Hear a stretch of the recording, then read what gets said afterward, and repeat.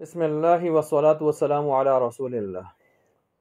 Sweden میں قرآن کریم کی بے حرمتی کے حوالے سے اس پر رد عمل ہم دیکھتے ہیں کہ آئے روز یورپ میں، امریکہ میں کفار جو ہیں مختلف غیر مسلم، ان میں بعض ایسے شدت پسند اور جن کے دلوں میں اسلام کے حوالے سے بہت زیادہ غصہ اور عداوت اور گندگی پائی جاتی ہے، اور اپنے اس گند کا اظہار مختلف طریقوں سے کرتے ہیں۔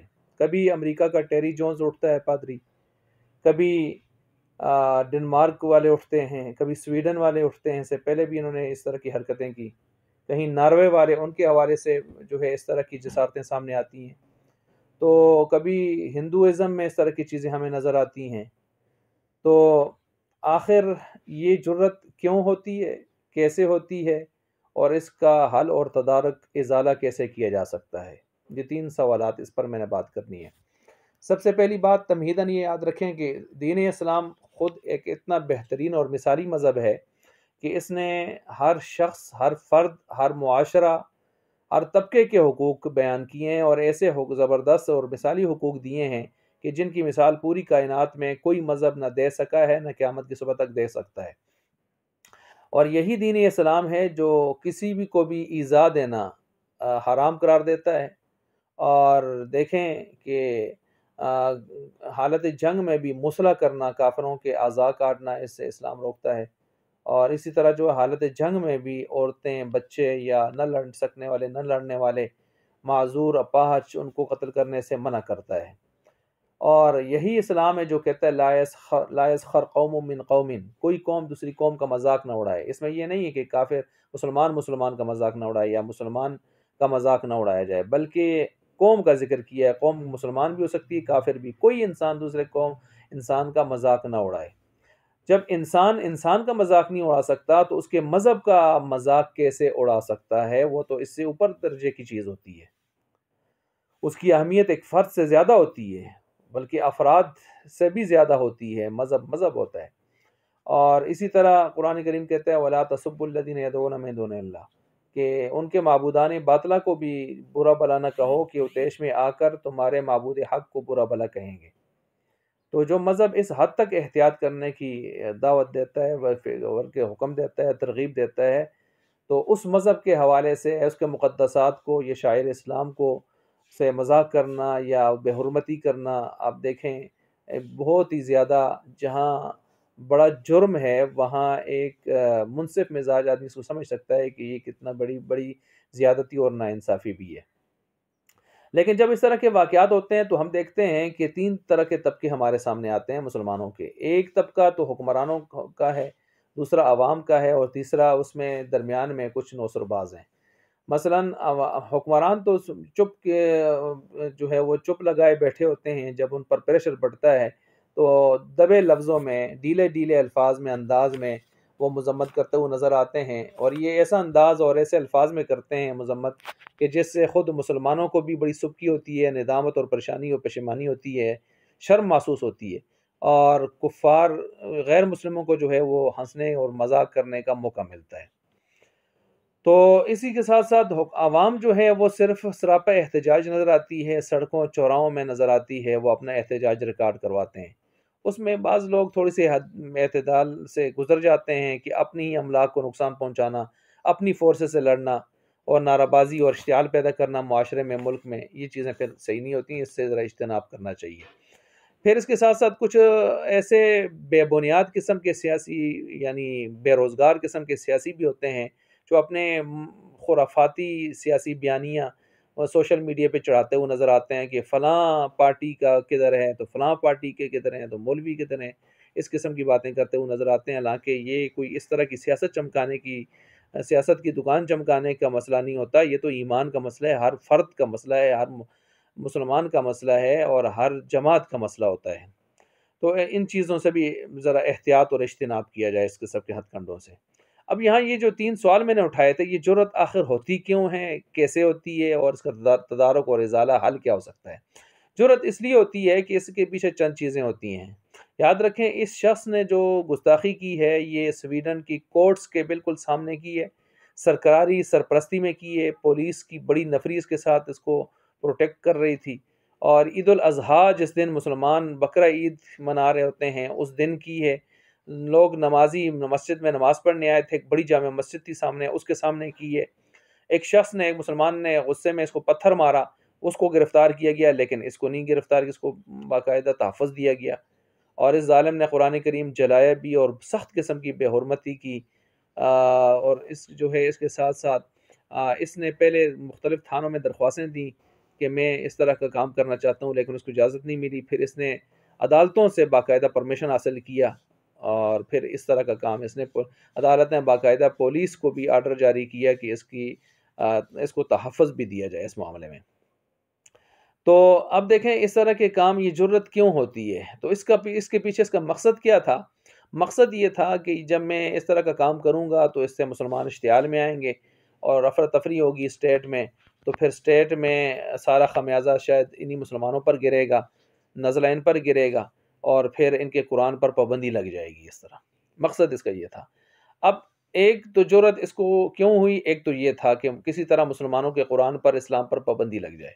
دوسرا یہ کہ اسلام کا پھیلاؤ روکنے کی کوشش ہے، کیونکہ 2050 تک جو ہے وہ اسلام دنیا کا عالمگیر سب سے بڑا مذہب ہونے جا رہا ہے۔ خود غیر مسلم ماہرین بھی اس پر جو ہے وہ اپنی آراء پیش کر چکے ہیں۔ تو اب غیر مسلموں کو یہ ڈر ہے، تو اس وجہ سے آئے روز اس طرح کے ہتھ کنڈے استعمال کر کے اسلام کا راستہ روکنے کی کوشش کی جاتی ہے، تاکہ اسلام کو کسی طرح بدنام کیا جا سکے مزاحمت میں لا کے مسلمانوں کو۔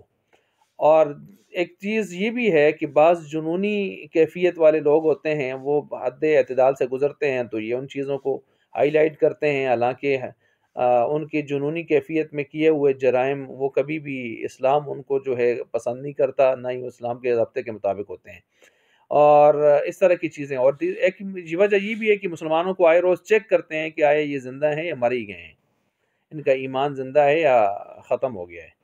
یہ جرت کیسے ہوئی یہاں پر؟ اس کو جرت اس طرح ہوئی کہ یہ غیر مسلم دیکھ رہے ہیں اس وقت دنیا میں کہ ایک تو ان کے مسلم ممالک تھوڑے ہیں، 57 ہیں، لیکن یہ کوئی مسئلہ نہیں ہے۔ دوسرا یہ دیکھ رہے ہیں کہ مسلمان خود اپنے نبی کی زندگی سے بہت دور ہیں، ظاہری اعتبار سے، صورت کے اعتبار سے، کردار، گفتار اور ان چیزوں کے اعتبار سے، اس وجہ سے یہ ان کو ضرورت ہوتی ہے۔ پھر اس کے ساتھ ساتھ مادی اعتبار سے بھی مسلمانوں کو قوت حاصل نہیں ہے، مثلا ویٹو پاور جن 5 ممالک کو حاصل ہے، ان میں ایک تو اللہ کے بھی منکر ہیں یعنی چائنا، اور دوسرے جو ہیں سارے وہ نصارہ ہیں، عیسائی ہیں۔ مسلمان 57 ممالک ہو کر بھی ایک مسلم ملک بھی اس کے اندر موجود نہیں ہے، اور یہ 5 ویٹو جو پاور رکھنے والے ملک ہیں یہ پورے دنیا کے جرگوئی ہیں، اور یہی جو ہیں ساری دنیا کے فیصلے کرتے ہیں جہاں کہیں کوئی اقدام کرنا ہو۔ تو ایک تو یہ پاور مسلمانوں کو نہیں ہے۔ دوسرا ایک یہ ہے کہ چارٹر جو 30 صفحاتی چارٹر سلامتی کونسل نے بنایا تھا 1948 کے حوالے سے، اس وقت دوسری جنگ عظیم کے بعد، تو اس میں 30 شقیں ڈالی گئی ہیں، جن میں کئی شقیں 6-7 سے زائد شقیں جو اسلام کے خلاف ہیں۔ ان میں ایک شق یہ بھی ہے کہ ہر شخص کو اپنی آزادی اظہار رائے کا باقاعدہ اس کو جو ہے حق حاصل ہے، اور اس کو استعمال کرتے ہوئے سارے معاملات کرتے ہیں۔ ہم دیکھ سکتے ہیں کہ پیچھے جب ٹیری جونز نے اس طرح کی حرکت کی تھی تو باراک حسین اوباما نے جنرل اسمبلی میں کھڑے ہو کے اسی شق کا حوالہ دیتے ہوئے کہا تھا کہ ہم اس کے خلاف کارروائی نہیں کر سکتے۔ تو آئے روز اسی شق کو غلط استعمال کیا جاتا ہے۔ پھر اس کے ساتھ ساتھ مسلمانوں کا کوئی اسلامی بلاک نہیں ہے، اپنی اقوام متحدہ مسلمانوں کی نہیں ہے، اور یک آواز نہیں ہوتے، بلکہ وہ فارمی مرغوں کی طرح ہیں کہ صبح 150 ڈالے اور شام تک کٹتے کٹتے سب ختم ہو گئے، اور اس طرح کی چیزیں ہوتی ہیں۔ اب حل اور تدارک اسی کی صورت میں ہمارے سامنے آئے گا۔ حل اور تدارک کیا ہے؟ حل اور تدارک صرف یہ نہیں ہے کہ ہم ممبر و محراب سے آواز بلند کر لیں، یہ بھی ضروری ہے، ہونی چاہیے۔ چوکوں چوراہوں میں چلے جائیں، کھڑے ہو کے تقریریں کر لیں، یہ بھی ضروری ہونا چاہیے۔ لیکن حل اور تدارک اس کا مثبت انداز میں کیا ہو سکتا ہے؟ تو چند چیزیں میں آپ کے سامنے رکھتا ہوں اپنی رائے کے مطابق۔ ایک چیز تو یہ ہے کہ مسلمان اپنے نبی کا کامل اتباع شروع کر دیں، اور جب ان کی ظاہری شکل و صورت یہ چیزیں اسلام کے مطابق ہوں گی تو غیر مسلموں کو بھی پتہ چلے گا کہ اپنے نبی کی صورت سے کس قدر محبت رکھنے والے لوگ ہیں، اور کردار میں، رفتار میں، گفتار میں، ان چیزوں میں۔ اور اس طرح جو ہے یہ پہلی چیز ہو گئی، اتباع سنت، یعنی کامل درجے میں ہونا چاہیے اتباع کامل۔ دوسرا یہ کہ حکمرانوں کو بھی اولین ترجیح میں رکھنا چاہیے اس معاملے کو، ایمان کے مسئلے کو، شاعر اللہ کے مسئلے کو، شاعر اسلام کے مسئلے کو۔